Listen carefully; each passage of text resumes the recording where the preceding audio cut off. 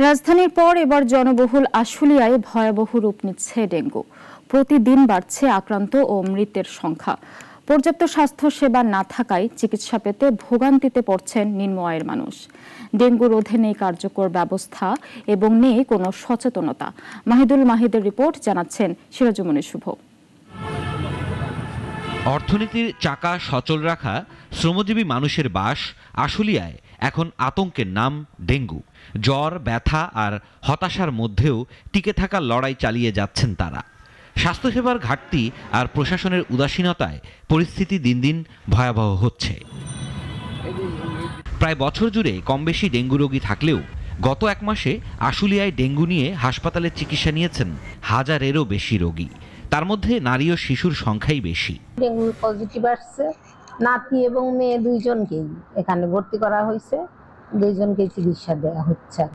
ডেঙ্গুর উপর আমাদের ওই জায়গাটা খুব পরিবেশ খারাপ, জঙ্গল ঝাড় আর পরিষ্কার নাই ওই জায়গাটা। আমার এলাকাটা কাঠগড়া, আর ওখানে সরকারি কোনো ব্যবস্থা ওখানে পৌঁছে না।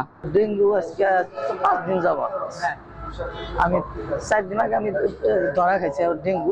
এই বছরের যদি ডাটাটা বলি, আমাদের যেমন আজকে যে পরিমাণ পেশেন্ট ভর্তি আছে এর মধ্যে দেখা যাচ্ছে যে প্রায় অর্ধেকের মতো বাচ্চা পেশেন্ট ভর্তি আছে। অ্যাডাল্ট আছে যে পরিমাণ, তার অর্ধেক মহিলা এবং অর্ধেক পুরুষ।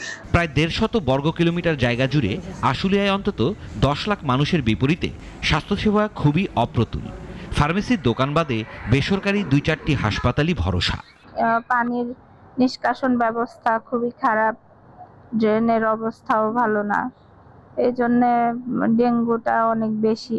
জানতে চাইলে নানা সীমাবদ্ধতার কথা শোনান সংশ্লিষ্টরা। সাভার একটা, আপনারা জানেন যে সাভার একটা জনবহুল জায়গা। এই বিশাল একটা জনসংখ্যার জন্য সরকারি হাসপাতাল, 50 শয্যা বিশিষ্ট একটা সরকারি হাসপাতাল।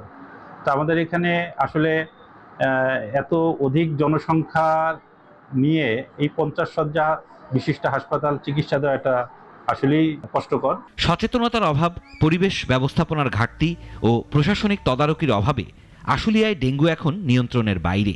তাই দ্রুত কার্যকর পদক্ষেপ নেওয়ার দাবি স্থানীয়দের। সিরাজুমনি শুভ, নাগরিক।